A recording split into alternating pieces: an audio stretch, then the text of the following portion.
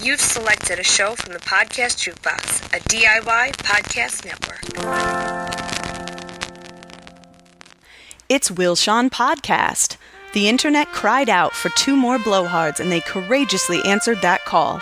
Armed with the weapon of wit, each week they're joined by guests to discuss movies, television, pop culture, and anything else that's pissing them off. Take it away, boys. I'm Will Link. And I'm Sean David. And this is Will Shawn Podcast. With our inclusion riders firmly in place. How you doing, Will? It's been, the Oscars ended from us recording, God knows when this episode comes up, but from us recording, the Oscars ended about 24 hours ago. Right. I'm going through award season withdrawal. I got nothing interesting You've to say anymore. You've been completely on this award season adrenaline rush for a good, 2.5 months now. Yeah, I get this way every year, but I think it gets worse and worse each year. I getting the shakes. Yeah. Going to see Death Wish in theaters. We haven't hit that level. Although I'm contemplating sneaking into Death Wish because I'm the way Eli Roth intended. I'm just curious enough. But curious. But I also can't imagine buying a ticket for it. So who knows? Maybe next week I'll be talking about. I'll go see the double feature of A Wrinkle in Time and Death Wish. Also, the way Ava DuVernay intended. Yeah. Although I think you should see Death Wish first. Oh wait, no, because that means you'd have to buy the ticket. I'd rather support Ava DuVernay. Although I'm worried about this Wrinkle in Time. Really? Have any reviews come out yet? I don't think so. I think we got to find out with that audience. We'll talk about them. Yeah, we'll get to that. Sure. I have something to say about them towards the end of the episode. Okay. But what's going on in the world of Will Shawn Podcast? Want to remind you all to please subscribe to our show. Like us on Facebook. Follow us on Twitter. Give us a star rating. Give us a review. Listen to many of the other wonderful shows on the Podcast Jukebox Network because they are all wonderful. Being the new show. Yes, I will not make my stupid joke for the 3rd week in a row. Fair enough. Yeah. Also, Justin Marks, former guest, his show Counterpoint. They just started filming the 2nd season for his star show starring J.K. Simmons. I always want to say J.K. Rowling. Very different. And Jake Weissman and Mac Ingebretson Corporate got picked up for a 2nd season as well. So, good on them. The first season Will Shawn Podcast guests. They are. They're so way back. Before they were famous. Ago, they probably don't even remember they did this show. Maybe. I would not put that past them. Also, former guest Ali Gertz is now the editor of the relaunched Mad Magazine. Yeah, we gotta try to get her back on. I'm gonna get Ali back on. She's good people. Apparently, I was at a concert that she was at. I saw that the other night. They Might Be Giants concert, but I did not see her there. I ran into her when I was on a date. That was awkward. And who's our sponsor this week? For your consideration, Saoirse Ronan for Best Actress for her portrayal of Mary Stuart in Mary, Queen of Scots, because award season never, ever ends. Well, you're going to steal some of my thunder for later in the episode. Oh, good. Okay. Which we will get to because we are talking the Oscars, the 90th Academy Awards. And we're going to break it down. We're going to talk about the winners, the show, the red carpet, all the bullshit and that I love so much. And with us returning from last year. He helped us last year. We're bringing him back. Maybe this will be the new tradition. From Drunk Monkeys Radio, Matthew Guerruckey. Thanks a lot, guys. Good to have you back. Yeah, I'm working my way up to that 5-timers list. Yeah, you don't get anything. You did, but you had done. We had you on, and then we had you on quick turnaround for the Oscars, and now a year later you are back. That's right. It was kind of a cheat. Yeah, within a month I was on twice, and then long layoff. Let the people build up their tolerance, and then I'm back in their face.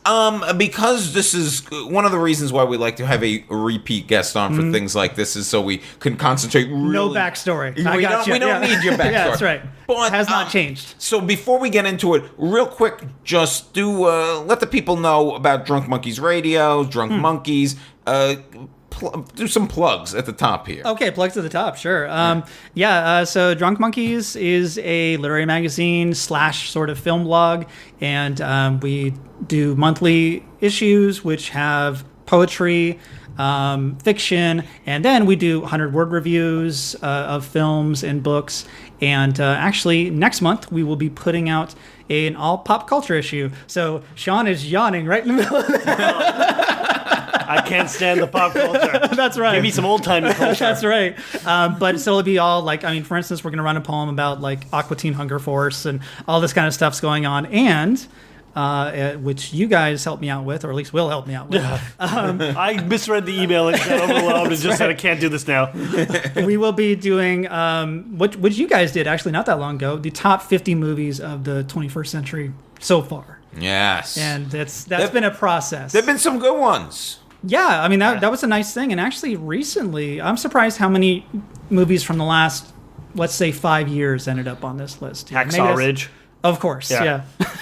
Hey, I will defend the end of Hacksaw Ridge. Like, that's a shit movie, and then you get to the end, and suddenly you're watching greatness. How many Fast and the Furious movies are making that list? Well, Lawrence Van Hellstrom campaigned heavily. Oh, really? Heavily. He's a to at Tokyo least Drift include head. one. He loves those movies, and actually, he talked us into doing one of them last year. I loved that last one They're that came fun. out. Yeah, it was which, so fun. 8? Yeah, I'd never seen it. Oh, okay. I'd never seen 7 any is of better. them. 6 and 7 are the best. I hear that. Yeah. Fate. Yeah. Of the Fa Furious. eights of the Furious. Yeah, with the fallen And the next one's going cars. to be F9. So, Fine. It's just fine. Fine. the Oscars. Yeah. The Oscars happen. Yeah. Will, Wait, were you I'm done- surprised.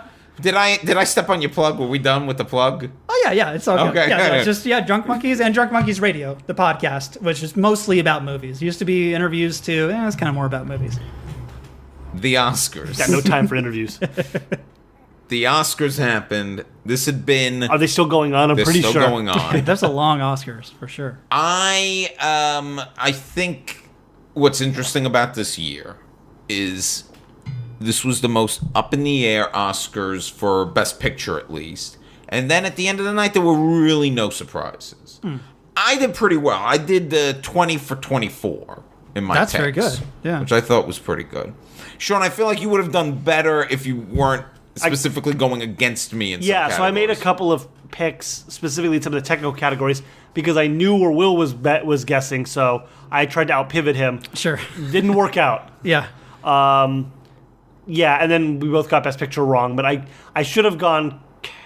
I really, in my heart of hearts, thought Get Out was going to win. That was did too. I did too. legit belief. So. No, that was why I was getting. But then in retrospect, we're like, oh, but of course. Yeah. It all kind of settles to earth again. Yeah, once it happened, it was not a surprise at Yeah. all, and it seemed maybe the safe-ish pick. I know there's some article I said about, no, it was not a safe pick, it's a weird movie, but Yeah. it wasn't Three Billboards controvery, and it wasn't possible Get Out controversy, you know? You know what? It was. Well, I don't think Get Out would have been a controversial pick. It would have been a more outside the box pick. Yeah. I guess in that terms, you're right. Shape of Water is a safe pick in terms of no one's going to be upset about it. Like, I was talking to some people today. And they're like, well, what did you think? Is the film you want to win one? Did you? I said, no, there are other movies that I Sure. preferred. I preferred Get Out. I preferred Lady Bird.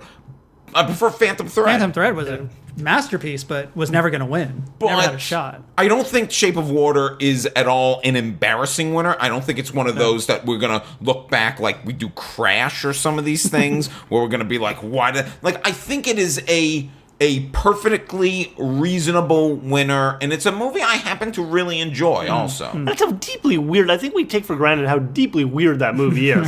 The subject matter, the tone, the story, just the fact that this movie exists is like, what? You know, More bathtub masturbation than any Best Picture winner since Driving Miss I Daisy. find it interesting, and we're going to do some slight spoilers here, but, you know, Sally Hawkins is not mute in real life, but that there wasn't a lot of, well, but, you know, you get the complaints like, trans actors should play trans characters, you know, Right. that there's the one scene where she does sing, Yeah. which they could have, if they had used a mute actress, they could have, like, mute overdubbed actress that. are they using?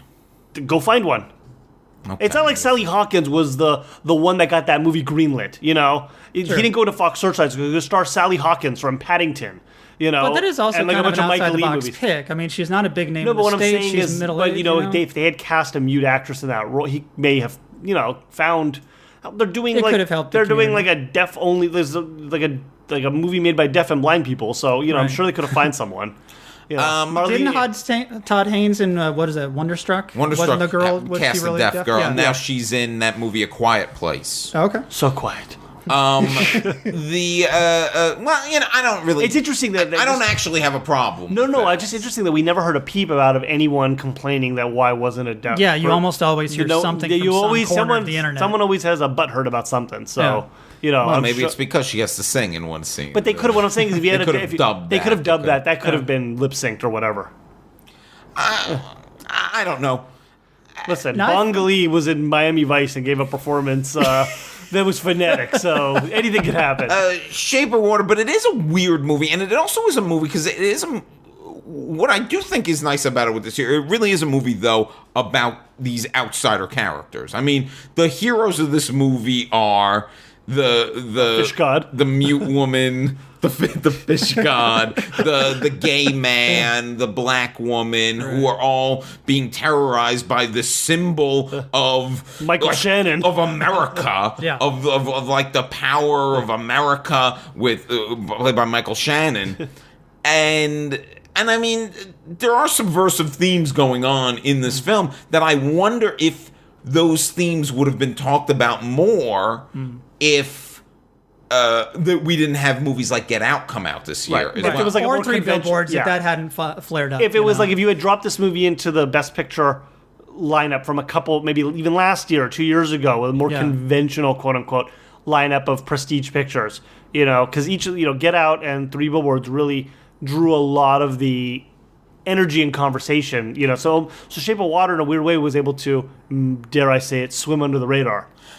I And episode 10. I also think, and I don't know how you feel, I feel like this movie is getting a little unfair. Like, we all make the fish sex jokes, but it is getting a little unfairly, labeled just a fish sex movie. There's more to this movie than that. Well, to be fair, here's my experience with The Shape of Water. Okay, actually, so I went to see it at NoHo Emily, right? Yeah. And it's the middle of the afternoon, and it just gets to that part. So it's the first 20 minutes or maybe half hour where she's finally meeting Fish Guy. And the Fish Guy comes out of the water. All the power in the entire theater goes out. That's it. And I was sitting there and I was like, it was all right. Because I had no interest going in. But I thought, okay, this is better than I thought. But I've not gone back. I don't really have a strong urge to go back. Oh, you haven't finished the movie? No. Oh. No. Yeah. I was just like, I get it. I get it. That's it. I have not finished. This is the first time in a long time that I haven't seen the Best Picture winner. Get a screener in its entirety. It's worth watching the whole movie. But I felt like, okay, I think I get it. She'll fuck the fish. Yeah, and then I there's a saw little later, more. her doing a Busby Berkeley dance. I'm like, oh, I think I get it. Yeah, but it's the execution of the fish sex movie that really, And actually, if you want to call it a fish sex scene, which I think that's fair either. But if you want to call it that scene, it's actually really beautiful. Sure. I had listened to the Represent podcast when Greta Gerwig was on. And at the end of the Represent podcast, they always ask, what's the last thing you saw? You saw yourself represented on screen or in a piece of pop culture. And Greta Gerwig had said The Shape of Water, and she had specifically said the fish sex scene. And I agree with her that I think that moment is so beautiful. The look that Sally Hawkins gives Richard Jenkins when he comes in that scene. And it is this really beautiful moment of she's finally wanted and she's finally found that other piece of her that she needs. And I don't know. I think it's really... So it's not just like a wink and a thumbs up. No, it's not like, oh yeah. Stupid question. Was Doug Jones at the Oscar? I have no idea what he actually looked like. He was, yeah. Okay, I don't know what he looks like. I didn't see him, but Someone yeah. tweeted a photo. Michael Shannon was sitting at some bar somewhere, and there's a picture of him just drinking scotch watching the Oscars. I think he's on a film set. I think he's out of town. I'm sure they could have gotten him a Now he's got long stringy hair, and he's sitting at a bar drinking, watching the Oscars. Well, anyway, I think Shape of Water is a fine pick. If I hadn't, I would have lost the Oscar pool anyway, because if I didn't pick Get Out, I was going to pick Three Billboards, which was the slight favorite going in, and I would have picked it because it had the SAG and the BAFTA. Yeah. So a couple of things this year went a little bit back to normal. Sure. Picture and director matched up for the first time since Birdman. Yeah. Also, Mexicans coming and taking all of our best director Oscars. Can we just talk about that for a minute? and the also, it's the first time in a while the film with the most nominations won Best Picture. Yeah. Because over the past few years, you haven't had that. You didn't have that with La La Land or The Revenant. So we're getting back to you didn't. Spotlight. Revenant lost. Had the Oh, right. most Gotcha. nominations. Yeah. So which was the last one that had like the most? Was it like Return of the King? No, it's I'm more trying to. recent than Now I'm struggling to. We'll look it up. Remember, I know. Sorry, I didn't mean to pull this gotcha journalism on you. No, it's okay. I should have known that. I can't remember. I don't think Birdman had the most nominations that year. It might when have, won, like, but it might technically, have. yeah. It might have. I'd have to double The check Artist? it. That certainly probably I bet. did. Yeah. The other one is that it didn't win editing it didn't win an acting award or a writing award. And that was the first time since Titanic that Best Picture won without an acting or a writing win. So let's talk about those Mexican directors. Guillermo del Toro. It's impossible not to feel good for this guy. Yeah. It seems like a great dude. As somebody tweeted, like, he's everything that's like good about filmmaking. I'm worried about all this. Everything. Everyone says Guillermo del Toro's the best. I'm like, Yeah, I know. Just wait, please. Don't build him up. He's got Don't an build anybody entire up. house he calls Bleak House where he keeps all his creepy shit. Who knows what's going on in there? Like, let's all chill on the By all accounts, he's wonderful. former guest David He is the Server. guy who's writing about fish sex. Well, former guest of the podcast David Server. His entire career was basically because of Guillermo del Toro.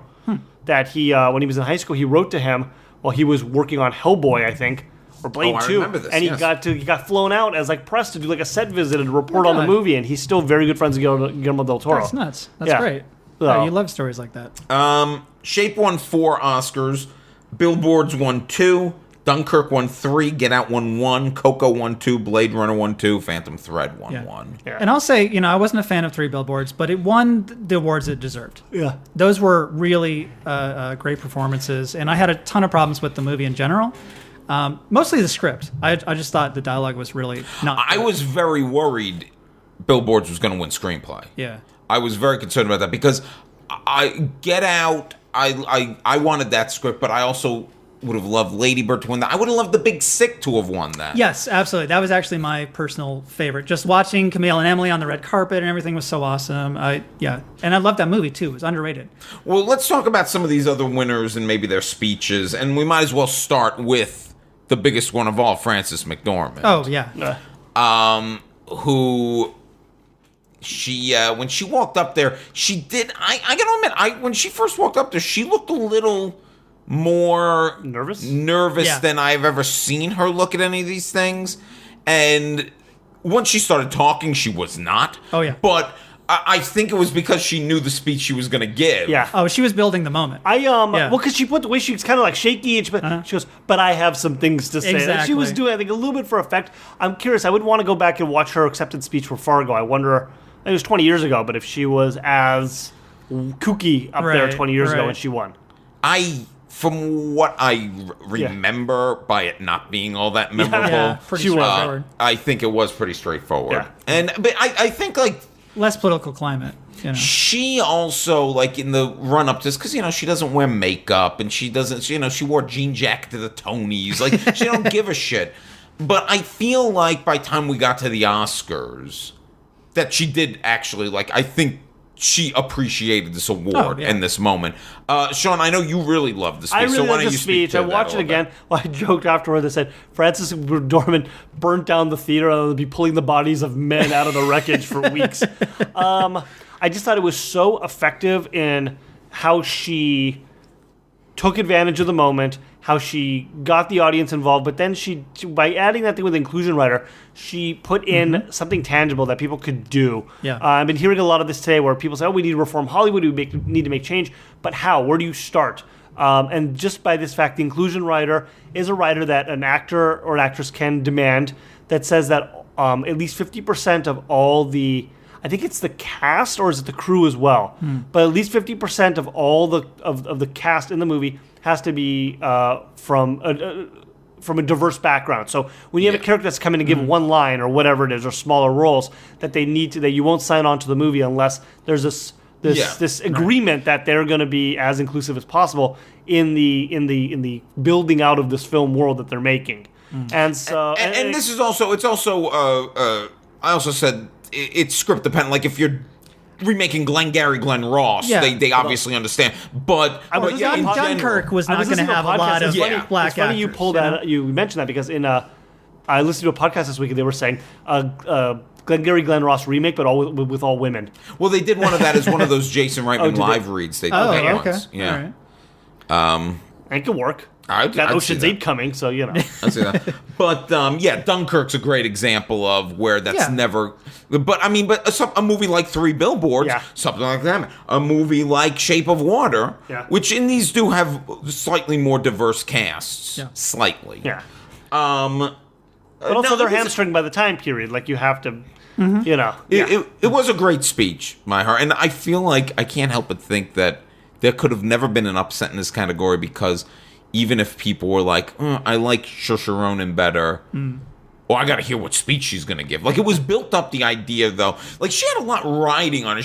There was more pressure to this Oscar speech than most people's Oscar speeches because somehow the weight of women in Hollywood was resting on her shoulder, and particularly also older women in Hollywood, because it's also very rare in recent years. Oh, it's very old. All the acting winners were average age was like 57 or something. Yeah. It's very rare that. Well, this is the first time ever, I believe, that both the actress winners were over the age of 50. Yeah. They didn't want to see Saoirse Ronan get up there and thank all the people in Ireland and everybody back there and I want to thank my mom who's been with me this entire time. I mean, not to be condescending, but she's fucking adorable, right, with that accent. Sure. I mean, great. She's the best. Yeah. She's we'll talk about her more later. Okay. Then Frances McDormand had her Oscar stolen. Yeah. Did you see this? Yeah. That was me. I wanted to give it to Margot Robbie. Yeah, Margot Robbie, you deserve this. I did think when Frances McDormand started talking, I thought she was calling everyone up onto the stage. Oh, I did too. Yeah. I thought they were going to be like, this is going to take a while. I thought the ushers and producers were about to have a mini freak out. Like, Yeah, and I mean, it's a good thing I'm not Meryl Streep because I would have started walking up the stage. Many people point out that Meryl Streep has now taken the role that Jack Nicholson used to play, which is front row at the Oscars, being the butt of every joke and like good-naturedly being part of the second co-presenter. Right. Yeah. Allison Janney also won. Yeah, sure. She did it alone. Yeah. Were you happy with that win? Yeah, for sure. Okay, yeah. It's one of those things I was rooting for Metcalf, but I can't be mad Allison Janney won because she's fantastic. And it's kind of the same thing with Sam Rockwell. I would have given it to Willem Dafoe, but But I don't think we're not going to look back on these acting awards and be like, you know. No, these are all. That's what I mean. Like I feel like even when I wasn't my favorite, these were all solid winners. This is no Anne Hathaway situation. I had no problem with her. I like Anne Hathaway. Anne Hathaway gets a bad rap. She finally happened. Well, okay. That speech was the moment when she's been doing redemption for that speech for the last 4 Yes, exactly. Look, Anne Hathaway. No, it came true. That's what it was. It came true. It was like his dream. Okay, everyone's happy for you. That's Anne Hathaway. I will defend Anne Hathaway here, and I will just do this briefly. Anne Hathaway knew she was going to win that Oscar. Oh, yeah. Everyone in that room knew she was going to win that Oscar. And it's this weird thing of, like, I have to feign some sort of surprise, but I also can't be obnoxious. And, I mean, it's a tightrope in Anne Hathaway's defense. Gary Oldman also won. Yeah. Well, you didn't see the movie, did you see so I can have opinions. No, listen, I think there's a moratorium we need on people playing Churchill because they all do the same fucking thing and they all get awards for it. Him and Lithgow, they do the same thing. That's it. Give me a fucking Oscar, guys, because I just did the same thing that he did. Your beard. Yeah. He was excellent as Churchill. Like, I didn't see Gary Oldman in that performance. Okay. All I saw in the trailer was Gary Oldman in makeup. I knew it was Gary Oldman. It's I mean, listen, it's It's kind of a thing where he really- should have won for The Fifth Element. He should have won for Leon the Professional. Yeah, it's one of those the Yeah. legacy awards. You know, you get it. The Martin Landau for Ed Wood Yeah. kind of thing. and you know what? To a point, I don't have that big of an issue with this one because I actually think it's deserving. Like, I think he gave as good a performance as any of these. I mean, who Paul would? Thomas, I mean, well, you Daniel would have Day-Lewis. gone Daniel Day-Lewis. Yeah, Would you yeah. have gone Daniel Oh Day-Lewis? yeah, probably. I mean, Daniel Lewis has Kahlua three was of pretty these. good too. I don't Kahlua know if was I'm good. pronouncing that right, but Yeah. yeah, Yeah, Kahlua was good he was too. really Have good. you heard him speak, by the way? He's got the thickest Yeah. British accent. It's really jarring. Because he was in an episode of Black Mirror, right? Using his regular accent. Yes. Yeah. Oh, I didn't watch part of Black Mirror, but yes, he was. Oh yeah. But I say good for Gary Oldman. Yeah, the Twitter does not agree with you. Twitter, you know, Twitter's all up Timothy Chalamet's ass. You know, they're a little No, too much. that was Armie Hammer. They're turning like Timothy Chalamet is a fine actor who's going to have a long, successful career. Twitter is making me hate him. But wasn't Ivory wearing a shirt with his face? What the fuck is up with that? Let's talk about that then. That's fucking creepy. Let's talk about the Screenwriting Awards. I was very happy, even though I might have voted differently. I was very happy to see James Ivory, great James Ivory, 89 years old, oldest Oscar winner ever. All his friends are dead. Everyone's dead. He basically was in retirement. He hadn't directed a movie since like 2006 or something. Yeah. He made that Kate Hudson movie that sucked. Yeah. Narrow it down, please. Kate Hudson and Meg Naomi Ryan. Watts. Naomi Watts, yeah. But no, like Ismail Merchant died. Led and Ruth Divorce, was Jabahar. that it? Yeah, like I didn't even realize he was still like active, and the fact that he wrote this script, adapted this movie, you know. I think at one point wanted to direct it. Yeah. But he was wearing a shirt with Timothée Chalamet's face. I don't know what that is. That's very disquieting. That's all I can say about it. It's very strange. Listen, you do you, James Ivory. He can get away with whatever he wants. Yeah. And that was one of the things, like, oh, it's nice to see this legend recognized, this great filmmaker. Yeah. And Jordan Peele won for Get Out. Which, That was amazing. Yeah. I was so happy to see that. Tweeted, I won an Not as Oscar. happy as Keegan-Michael Key. Yeah. I won an Oscar. WTF. Yeah. it's kind of crazy that Get Out, which came out over a year ago now. Made for $4 million from Blumhouse. Yeah. I mean, because he never thought it was going to. And that's what feels really good about Get Out. Like, a lot of these other films nominated, they're like, yeah, we might be making something great that could win. And, not that people may Get Out didn't think they were making something really good, but they know. I mean, Like Paul Thomas Anderson knew he was making something great. Oh, But yeah, that's what totally. But Blumhouse was like producing this movie. They weren't like, can't wait to run that Oscar Yeah, campaign. exactly, yeah. you know? Well, what was it? Bill Simmons was talking about this, and they did like a pre-Oscar episode, and he was saying he had Key and Peele on about 2 years ago when they were doing press for Keanu, and he said, "Oh, so what do you have coming up?" And Jordan Peele was like, "Well, I'm going to be directing this horror movie," and Bill Simmons was talking about it. He goes, when Jordan Peele mentioned this, he goes, in my brain, I was thinking, this is a terrible idea. Like, no, so it's not a comedy? He goes, no, it's going to be a straight horror film. And Bill Simmons remembers thinking, like, what are you doing? Like, this is not a good idea. Well, according to the Golden Globes, it's a comedy. Yeah. Yeah. I mean, I don't know. It's one of those films that I do think is a little genre bending. Yeah. Yeah, it's funny. There are funny bits in it, and the uncomfortable humor. Yeah. But I remember hearing he was making this movie too and be like, what the hell is that going to be? Yeah. And it wasn't until it played at like a midnight screening at Sundance and I started to hear things. I'm like, oh, I guess that's something I'm going to have to go see. Yeah. Because I was a little dismissive of it at first too. And then I saw it and it's like, oh, this is fantastic. The minute I heard the premise, knowing how good their genre pastiches were on the show, and obviously he didn't do the directing, but he's a smart guy, so I knew he would like pick up on what was around and be able to do a good job. I said this will be something, but never like in Best Picture hunt ever. Roger Deakins, 14th time's a charm. Yeah, awesome. I mean, would you agree he's our greatest living cinematographer at least? Give me some other names first, but yeah, he's amazing. I mean, Bruno Delbonnel. John's, what's his name? He's. I mean, would people say Lubitsky? Lubitsky, I mean, yeah, him and Lubietsky are probably the two greatest cinematographers, but they're very different in the way they. Who's the other one for English Patient? He's older now, John Seale. Oh, He's yeah. excellent, but I think he's quasi-retired now. He's already like in his late 70s. Well, he won or English Patient that Best Picture because that's the only good thing going for Yeah. it. It's a Yeah. beautiful movie. Oh, that and and the people were bathtub. yeah. But yeah, I think Lubietsky and Deakins are the two like greatest living cinematographers. Apparently, bathtub sex is what gets you the Best Picture. I guess That's it. we've unlocked something. I didn't think about Yeah. that. If next thing I ever write, if I could ever get something made, I got to make sure we got to get a scene where people have sex in a bathtub. Yeah, I felt. At our Oscar gathering, I think the biggest cheer of the Driving night. Mrs. Daisy would. It was, the biggest cheer of the night was for Deakins, which is just funny. Yeah, it was, Yeah. like who would have thought that the biggest show would be for the best cinematography award? Right, yeah. But it's so ridiculously overdue. Oh, yeah. And I think, on the ballot, they don't put the cinematographers' names. They okay. It's just, only put the acting, directing, and writing names on the ballot.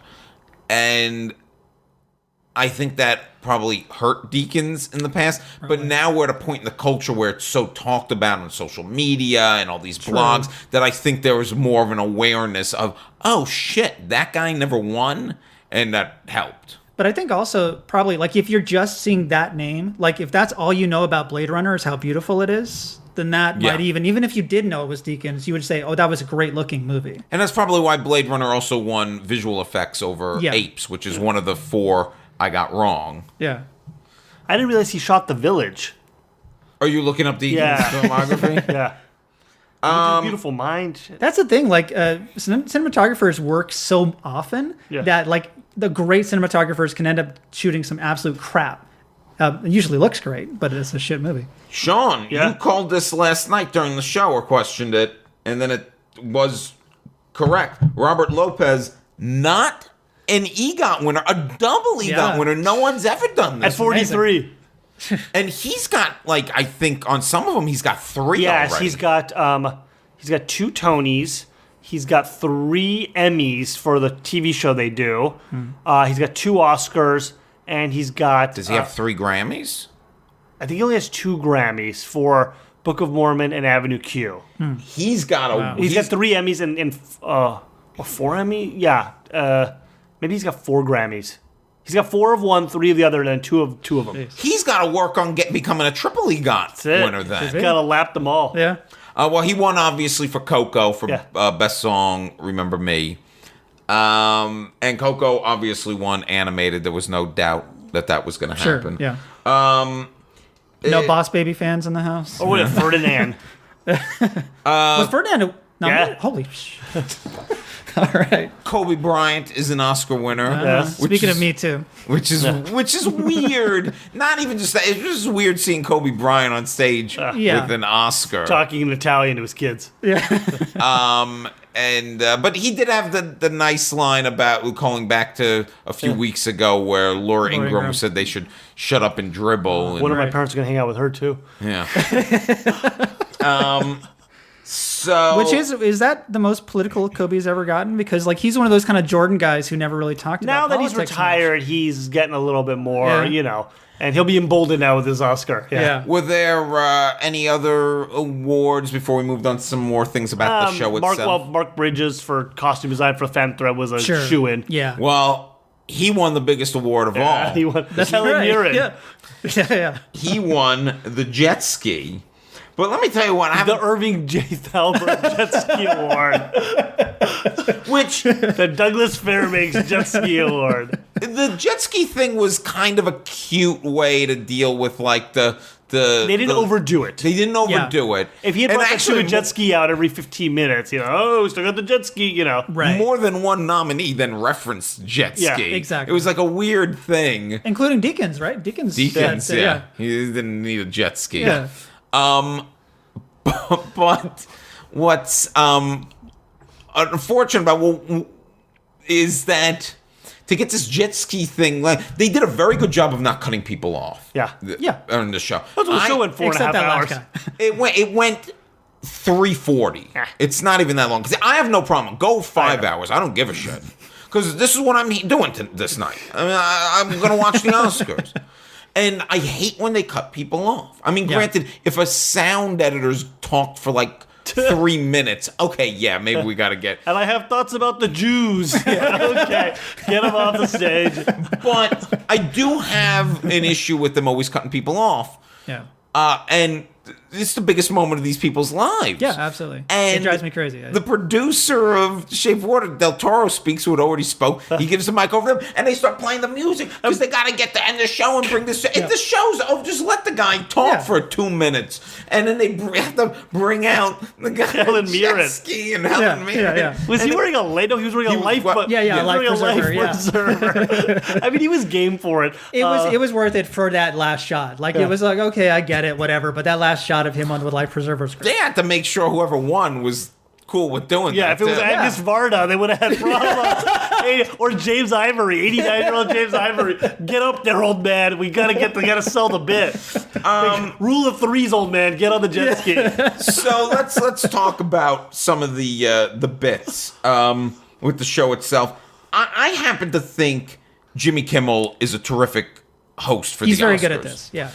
He's kind of made for this. And one of the things that's good about him is he's just light enough that I feel like people like him, but he's just biting enough. Mm-hmm. But he's not like Ricky Gervais biting or something like that.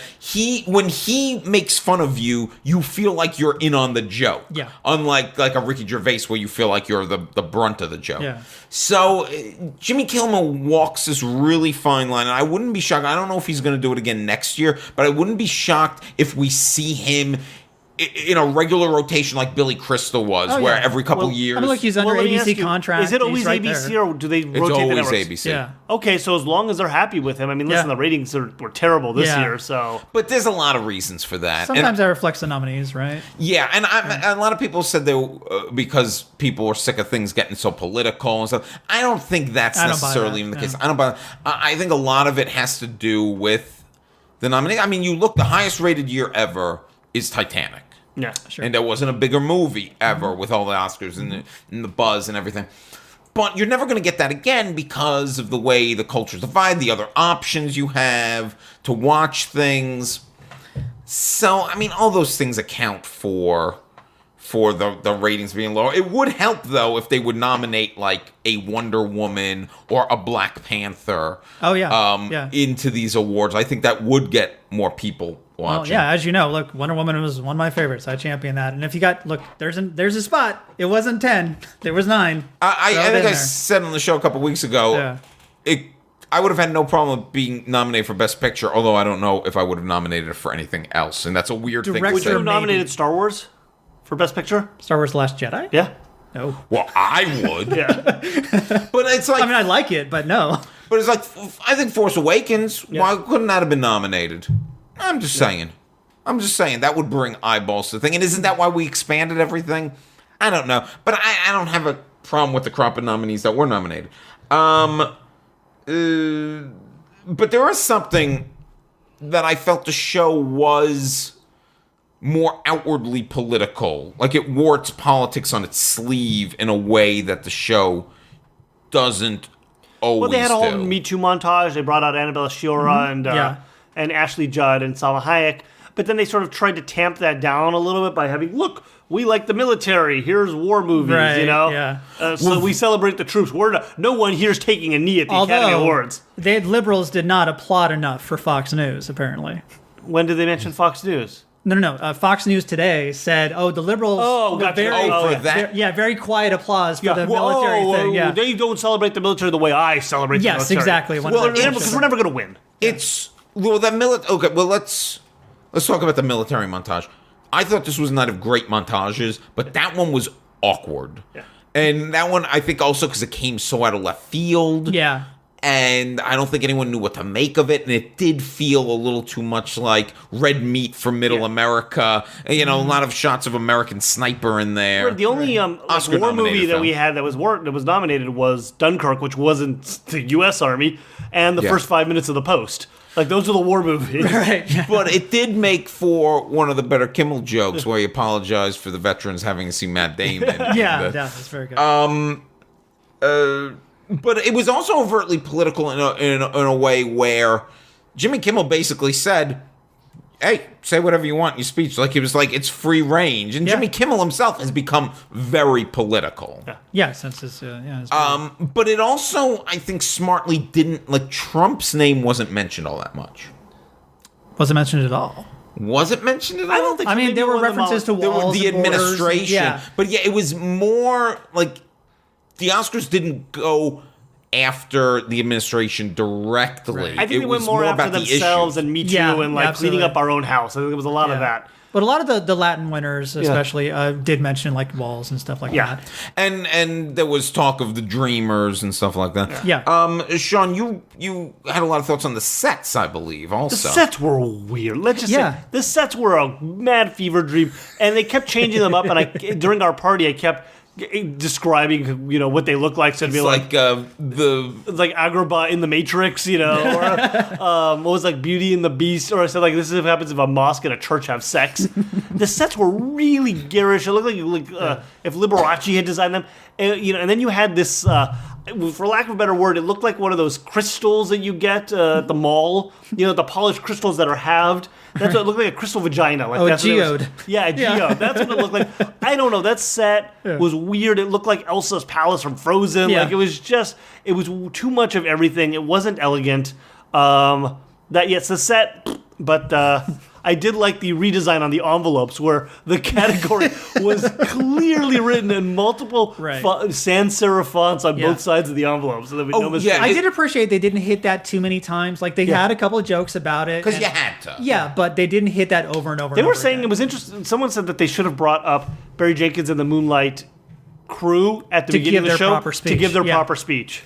Yeah, that wouldn't have been bad at all. If they That just would have they been- turned to it and Barry Jenkins was there with the producers and they just had 5 minutes to kind of with their statues and stuff. Sure, would have been great. Yeah. And I actually thought there might be a moment like that, but no, they did not do that.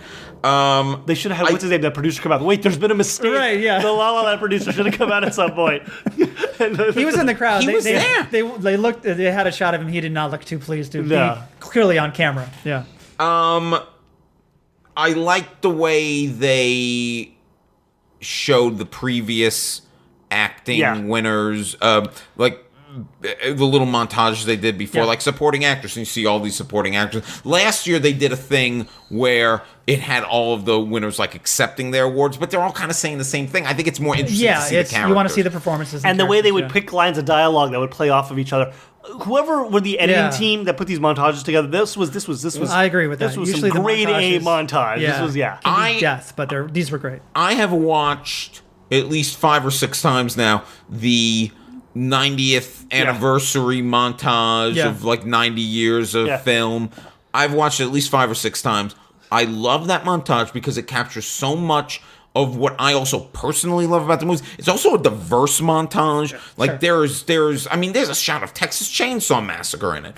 During the part, it's great because it's during the part where like there's a bunch of like kind of Rocky putting their hands up in the air, and then you got Leatherface. Yeah, Leatherface, But I mean, it's like they touched on all genres. not porn. Whoever edited that clearly also had, or whoever produced it or whatever, had a love of all this. There's a great Roger Ebert quote about like movies being the empathy machine, which is a quote.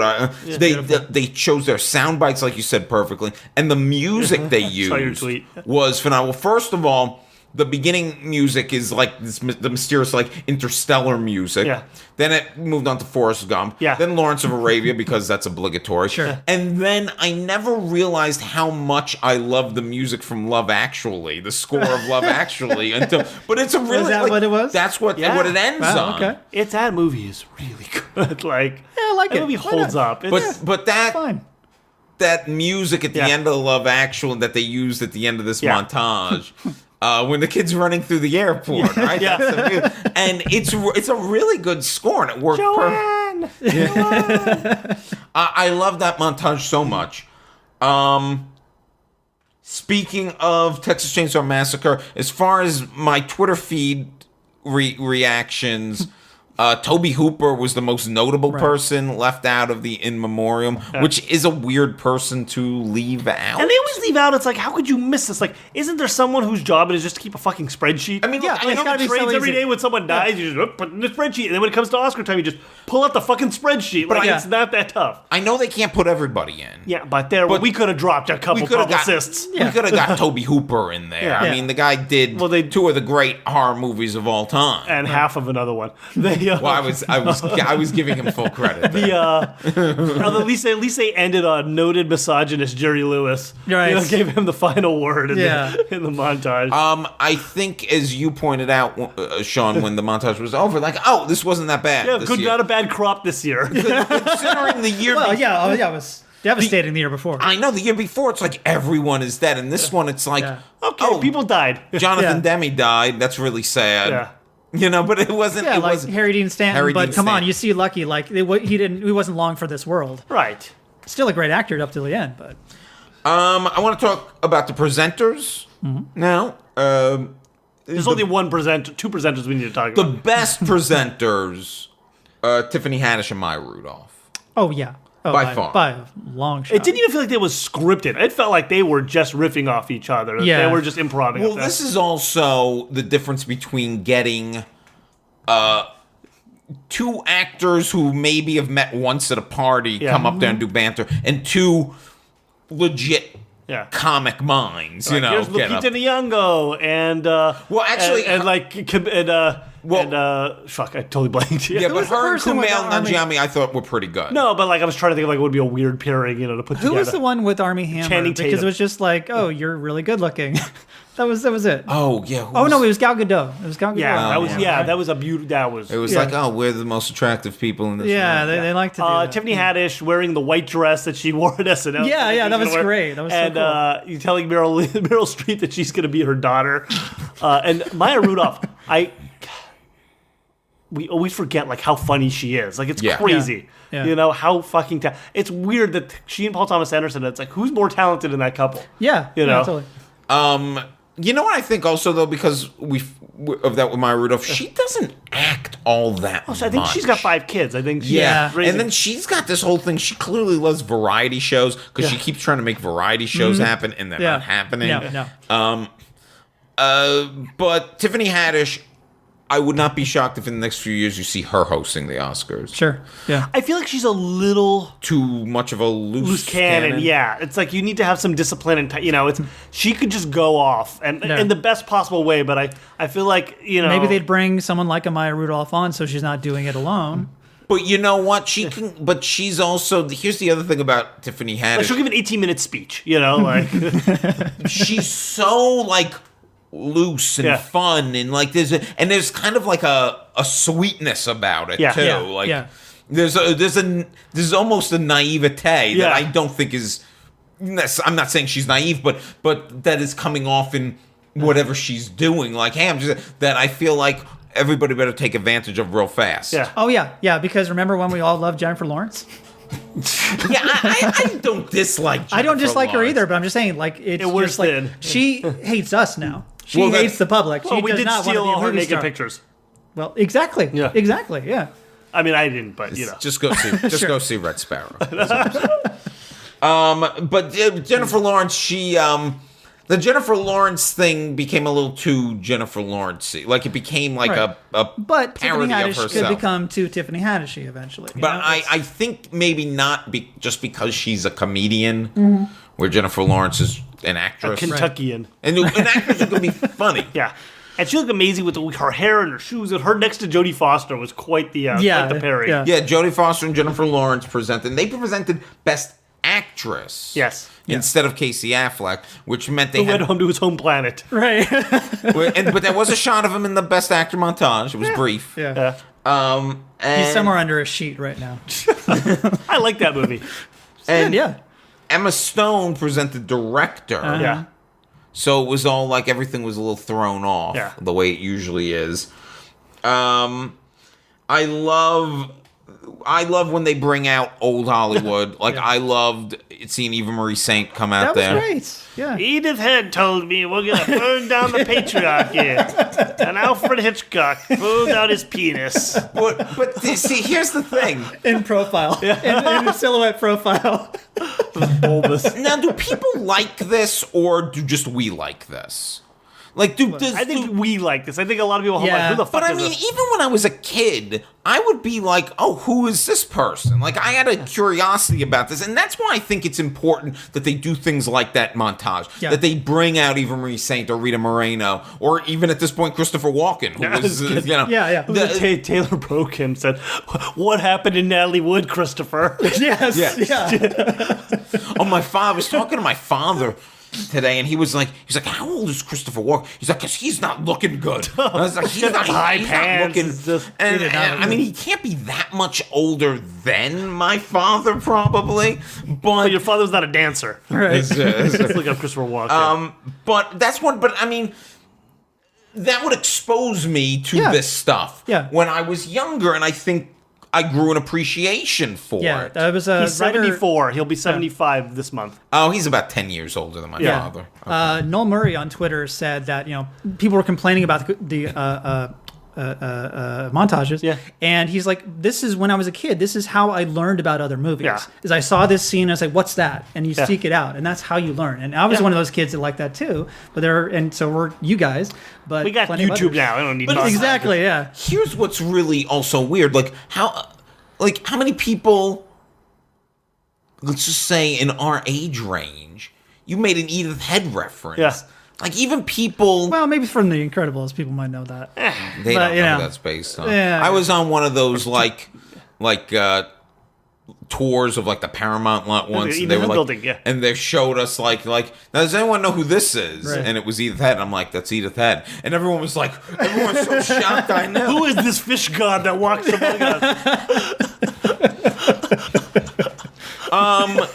That's your episode title right there. So, did anybody have anything else to say about the presenters? Well, speaking about Emma Stone, I guess she came out and said the 4 male directors and Greta Gerwig, and now there's kind of a backlash against her saying that because she wasn't, I guess, referencing the people of color that were nominated and all this kind of stuff. And so it's hard to keep up with who's backlashing who. Well, that's part of the problem. Like, you can't win. Yeah. Like, nobody can win. And I know intent isn't always good enough, but sometimes you also have to look at the source of where that intent is coming from. Right. Emma Stone is not trying to bag on Jordan Peele. Exactly. She's trying to make a point. She's trying to be like rah-rah for Greta Gerwig, and I think that's fine. Some people didn't like this. I liked seeing the Star Wars trio out there with BB-8. I don't know. I enjoyed it. People thought it was hacky. I like like the Rosemary idea. Trent is so she's so adorable. Adorable, yeah. Yeah. So Mark Hamill, by the way, who in this later part of his career is clearly having the best time, yeah. and I am all for the Hamill sons. Yeah. Yeah, I'm all for the dirty bearded Mark Hamill who doesn't give a fuck and does whatever he wants and is just a goof, and I love it. Oh, one complaint about this, and this is a general complaint. I hate that they have to come up there and some writer had to write some bit of inspired pablum. These films inspire us. It's like you're just eating up time. Don't give a shit. Don't care. McConaughey really had one of McConaughey was those. really making a meal out of it. Yeah. But just the stuff that they say, I don't know what the fix is. To just come up and say, this was a great year. I would rather say this was a great year. Some great performances. We saw this. I don't know. It's like there's no easy way around this. But it's always the run up. It's like the small talk you got to make with the drug dealer, right? Before you can actually get the exchange done. Yeah, that's what it feels like. It's like, do we need this? Let's just. I agree. Someone was pointing out on a podcast I was listening to this afternoon that they very rarely have the nominated people up there handing out awards. Okay. It seems with the Oscars. I feel like it happens occasionally, depending on the level of the actor. Yeah, I mean, because Margot Robbie was up there this year, right? She was. Yeah. But it is like well, Greta Gerwig presented, but like, why not maybe have Jordan Peele present or maybe they don't want to put too much on them. Chalamet. Maybe they feel like you know what they're here. They're There's being a lot honored. of pressure. They're pressure. They may already be like 2 Xanax in and just like. Well, Greta Gerwig looked like a nervous wreck on stage with Laura Dern. Yeah, but that's also I don't know how much of that is just Greta Gerwig. Yeah, and it's part of the Greta Gerwig charm. And I'm telling you what. There's going to be a backlash on the Greta Gerwig charm in a couple years. I'm not going to have it because I've been charmed by a Sofia Coppola. Well, or I'm going to say like Lena Dunham. Yeah. Like I actually argue that Greta Gerwig is doing the same things Lena Dunham is doing in some ways, but we've. They run in the same elite New York circle. Yeah. They're all like any of them could be in a Noah Baumbach film. Sure. Any of them could be in each. Well, Greta Gerwig arguably has a better chance, but yeah. But I'm just saying, point, she's like Lena Dunham without the baggage. Yeah. Yeah. Also, I think because Lena Dunham got this TV show, she was 24. People were resentful of her. Yeah, there was a lot of Greta Gerwig's jealousy been that hustling, came out. and she's been working it, but she's just been a working actress for 10 years. Yeah. It doesn't feel like she just got handed something. Like I think people recognize that Greta Gerwig. I think with Lena Dunham, there was a lot of feeling like she was just handed the show Girls. Yeah, which I don't think is totally fair. No, but that was sort of the perception. Whereas Greta Gerwig, people feel like, oh, she actually like put the time in, did the work, paid her dues, got this movie made. Right. And I should say also. I think more in line of like the Greta Gerwig scripts because like the Frances Ha character is or things that go on in Mistress America. But you can blame that on Noah Baumbach. And by the way, though, I will also say this: my favorite Noah Baumbach films are the ones that Greta Gerwig is involved with in some way. Because I'm hot and cold with Noah Baumbach, and I wasn't crazy Not about a big Meyerowitz stories. I wasn't crazy about Meyerowitz stories. I couldn't hang with it. Yeah. The music, mixed bag. Really pretty boring selections. I mean, I love Sufjan Stevens as much as the next white dude, but It's funny because no one at our party like actually knew what he looked like. Except one person who'd seen him in concert. Yeah, the one white person at the party. But I don't know if you had told me Sufjan Stevens was like a 68-year-old black guy, I would have totally believed it. Like, I had no idea. Yeah, I didn't know what I didn't know. He's just a voice. He's an ethereal voice that just exists and comes down to our plane every once in a while. Yeah. And is it just that we don't pay attention and he's actually always out there and we just don't pay attention? Or is he is he kind of reclusive? I don't think he does videos and stuff. He tours a lot, but I don't think his videos are often animated and stuff, I think. Okay. So, I think he just doesn't... Mary J. Blige, she's good. Yeah, of course, she's a great singer. Yeah, I got nothing problem with her. Common, whatever he was doing. Yeah, someone call him. He's the new. He's the beat poet of the Oscars. Yeah, he kind of is the beat poet laureate of the Oscars. Yeah, Oscar winner. Yeah. And then the two, which were the two, I would say both best songs and the ones that were competing. Right. After This Is Me perform, which was clearly the best performance. Yeah. Yeah. I was like, oh, I fucked up by picking Remember Me, but then I didn't. But I, for a second, did because that was like the one that brings down the house. Yeah. We narrowly missed the Greatest Showman being this year's Suicide Squad. Like, it has an Oscar. You can't argue with that Oscar. Yeah. But come on. Well, I don't think the Coco performance was done many favors by Gabriel Garcia Bernal performing it on stage. The other guy. A lot of people were pitchy. It seemed like something was wrong with the sound. Well, he was not good. When he was singing, I'm like, oh, this is not. Is this going to be the whole song? And then thankfully they did the remix. They wrote the ringer. Yeah. Miguel. I don't know. Is that who that was? I have no. I think that's one. So I mean.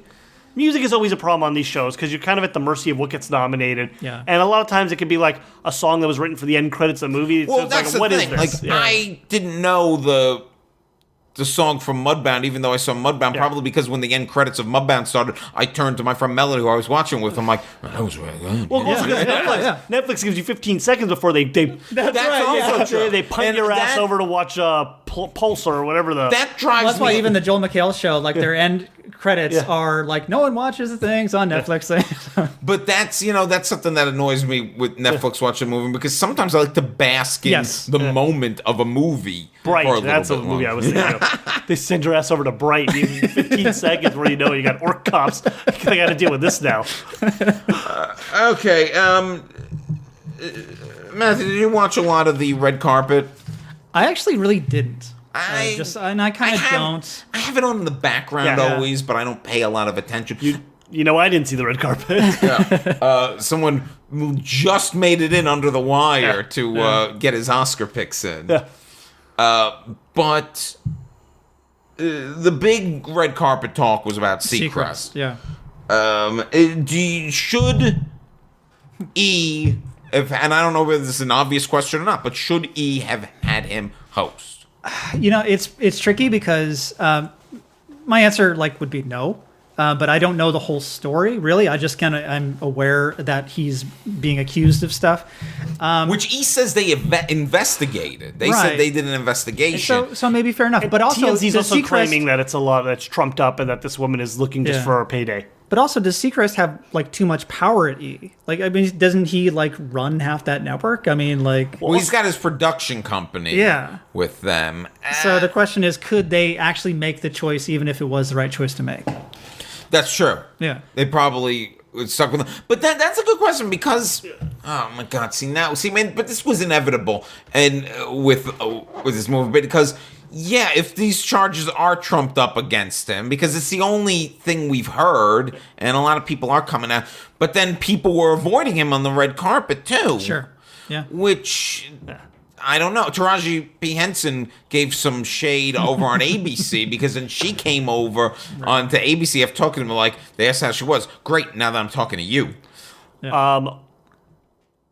To be, at least ABC doesn't have all their eggs in the American Idol basket, starring and hosted by Ryan Seacrest, that is beginning next week. So remember how much we all missed American Idol? Well, thank God it's back. Terrible. This is going to crash and burn so hard. Long national nightmares. Yeah, I didn't watch the opening. I never really watched the red carpet, though. It seems because anyone's dresses, anything that of note that happens, you can always check out online. Yeah, I said, to me, it's just background while the party's getting started. And some people like it more Images than to eat pizza, too. And occasionally, Saoirse Ronan pops up on your screen. You're like, oh, let's see what she has to say in her adorable Irish brogue. I think it's officially called a brogue. Yeah. Now, there's one skit we didn't discuss yet. Yeah, I figured we were saving this. Every year, it's become a tradition now where it's we're going to talk to the common folk. We're going to get the common people, the common man. Trump voter, Trump's America. We're going to get them, and we're going to bring them the beautiful Gal Gadot and Armie Hammer. We're going to bring them to the common man. And this year's version of that was weird to me for a couple of reasons. So next door at the Chinese theater, there apparently was a screening of A Wrinkle in Time going on. And Jimmy Kimmel said, you know what? These are the people. We got to thank them because they're the real moviegoers. But here's the thing. These people aren't real movie fans. They're real movie fans. Guess what they'd be doing? They'd be curious to know if all the Oscar films that they love throughout the year are going to win. Nobody in that theater seeing A Wrinkle in Time saw Call Me By Your Name. No one in that theater saw Phantom Thread. These aren't the real thing. So instead they come and they interrupt. By the way, also if they were real movie fans, they'd be pretty annoyed that in the middle of a movie, it's getting interrupted by Guillermo del Toro walking in with a giant Sam. Why is he carrying a giant Sam? How do you dish that out to people in a theater? I get the red vines. I get the popcorn. How are you going? And now here's a 6-foot hero. Now here's Armie Hammer with a hot dog gun, an item that I didn't know existed until now, firing hot dogs into the crowd. And then they get some MAGA bro from Lake Elsinore to introduce Tiffany Haddish. What is going on here? They're not real movie fans, and that's why you fake movie fans of this week's Enemy of the Podcast, go fuck yourselves. You should have been watching film history happen instead. Nothing more intimidating than a 6'6" Armie Hammer in a red crushed velvet tuxedo comes in with a firearm into a crowded and starts firing into the crowd. Have you seen the photo It was retweeted a lot, but I laugh every time I see it.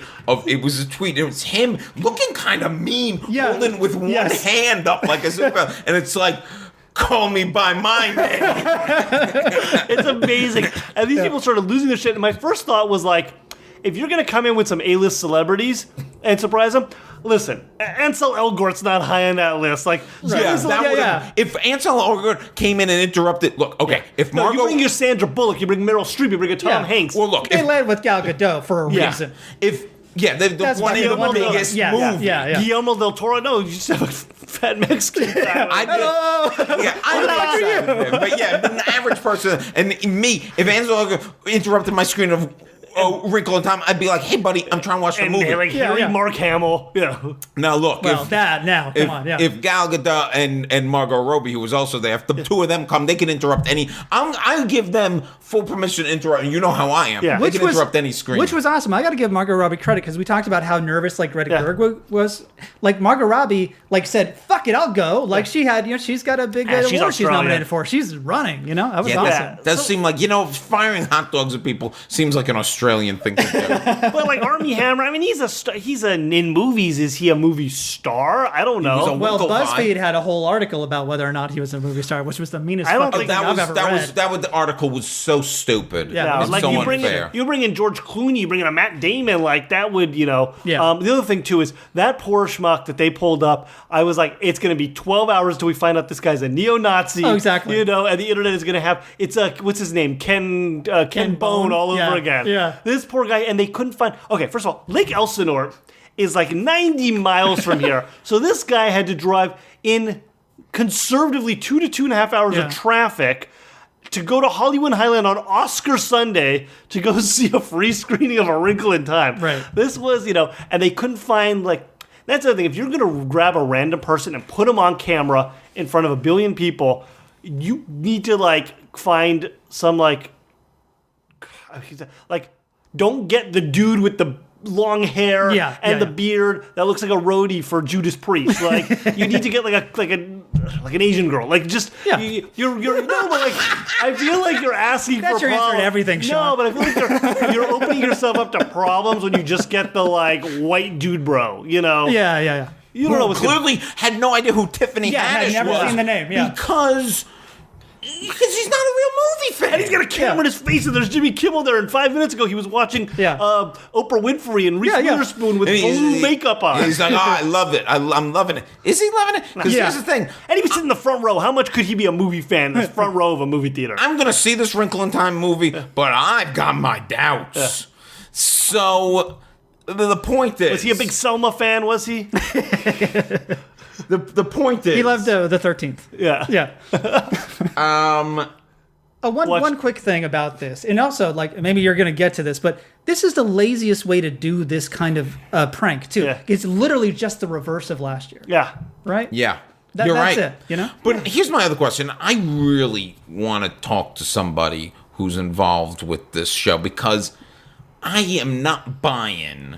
I buy that these people were actually surprised to see these celebrities come in and shoot hot dogs at them. But because no one could predict that. And meanwhile, they're like, who's got the weed? It smells like weed in here. Who's smoking? And they're all sniffing it out. Yeah. But I don't buy that this is just the regular audience. Well, they're at a screening, right? Of this movie's not out yet.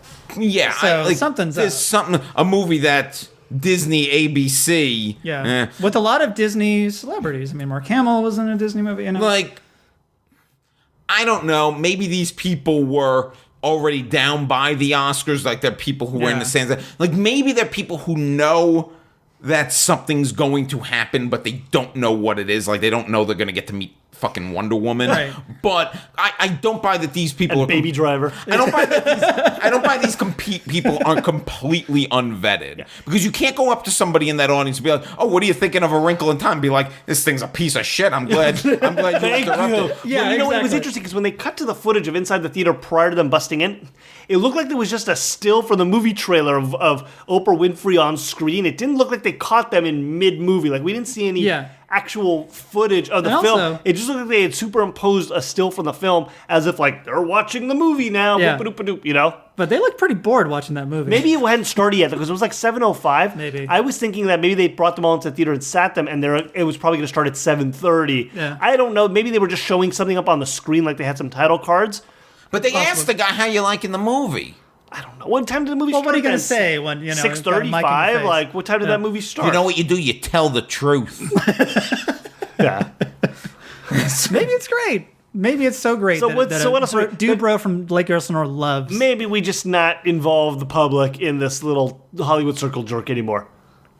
Yeah, that's probably the easiest solution. Yeah. And on that note, One more thing I want to do before we end, and it's something I like to try to do every year. And one of the reasons I brought it up is I have a good one that I tweeted out earlier that Sean kind of teased before. I always like to make the ridiculously early Oscar predictions for next year. Yeah.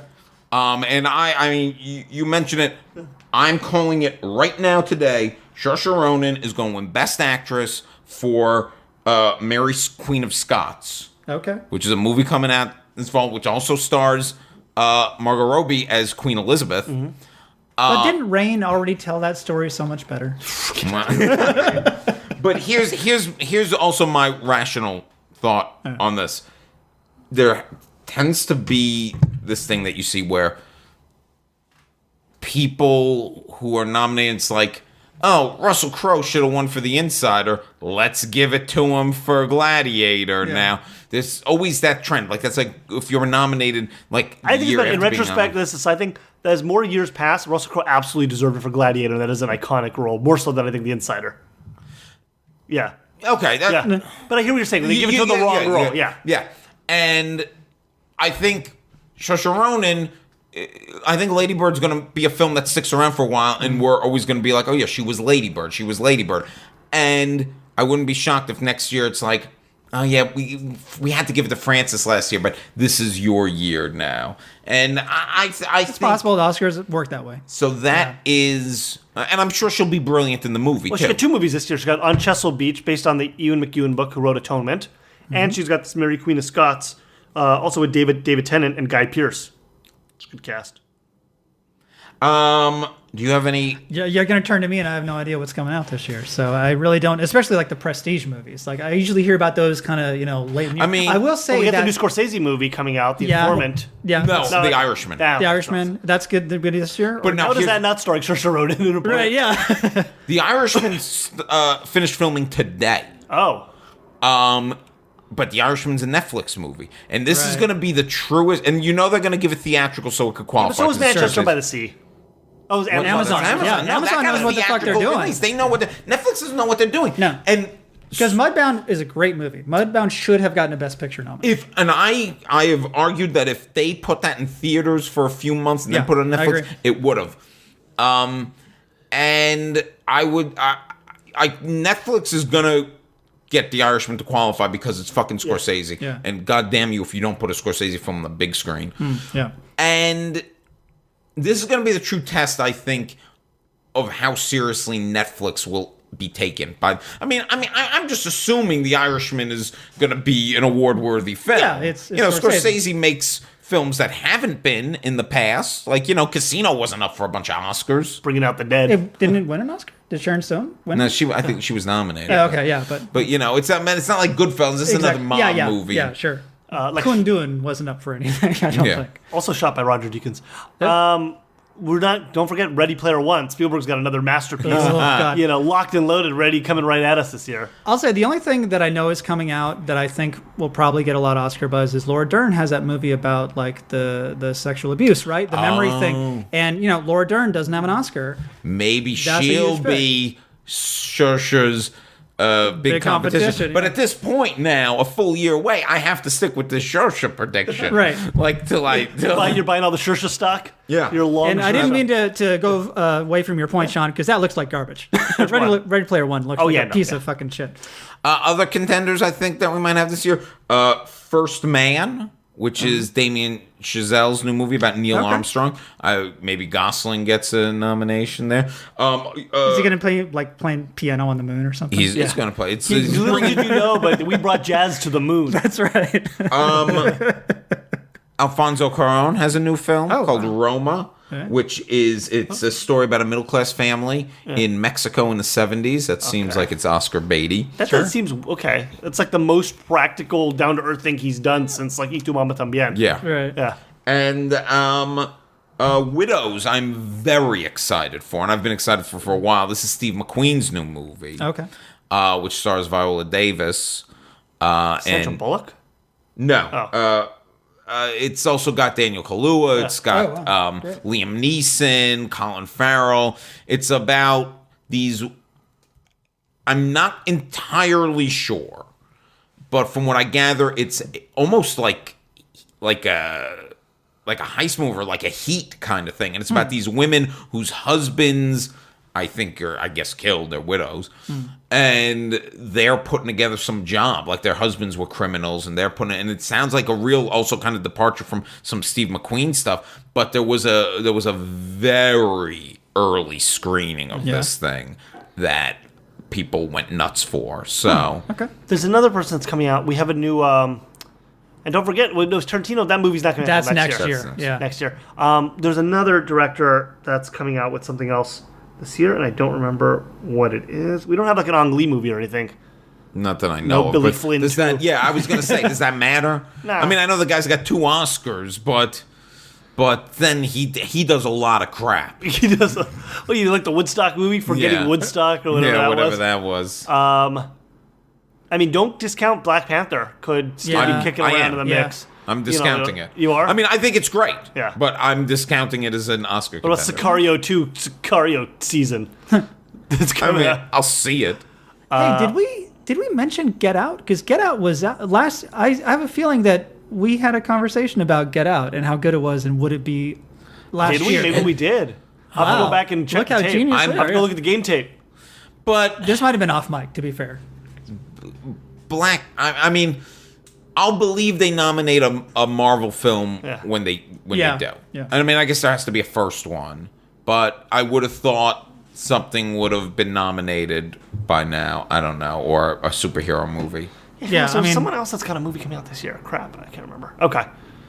All right. Well, It's been another good Oscar season. will you come back here next year and talk about all the awards Mary Queen of Scots and Widows won? yeah, sure. Sounds great.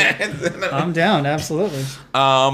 So one more time, tell the people where they can find you. Sure. Well, I'm on Twitter at Guerruckey, and also Drunk Monkeys, drunkmonkeys.us, Drunk Monkeys Radio, and I have a podcast, Ordinary Grace, which is on religion and spirituality. It's on there too. Excellent. Sean. Yeah. You can find me at the Sean David. You are And I have out. a podcast called Will Sean Podcast. You can download that. You were out late at the Governor's Ball last night. I You was seem stealing really tired. Oscars. Yeah. Swiping Oscars. You can follow me on Twitter at The Real Will Link. Sooner rather than later, my Lost podcast will go live. We're recording episodes now. We're banking a bunch, and then we're gonna start dropping them. So there you go. Next week on the show, we are very excited to have Becca Brown on the show. She was in the movie School of Rock back when she was young, and recently she's been doing some stage work. Yeah, she was in the Spamilton in Culver City, in Chicago, and here in Culver City, which is the spoof musical like Spamalot that spoofs Hamilton. Is she still in it? No, it closed. I mean, it closed in January. We should have seen it. Shoulda, didn't. Well, we didn't know her then. But she's coming on the show, so the next Coming thing on she the does, show. we'll go see. Yeah, so that'll be a good episode, and then after that we have on someone who books somebody. Tracy Schwartz. Yes. Who is a terrific storyteller around here in Los Angeles. Excellent. Matt, thank you again for coming on the show, for helping Thanks, us, guys. Always fun. to, sift through the Oscar wreckage. For the Will Sean Podcast, I'm Sean David. I'm willing. We're finished. We're finished.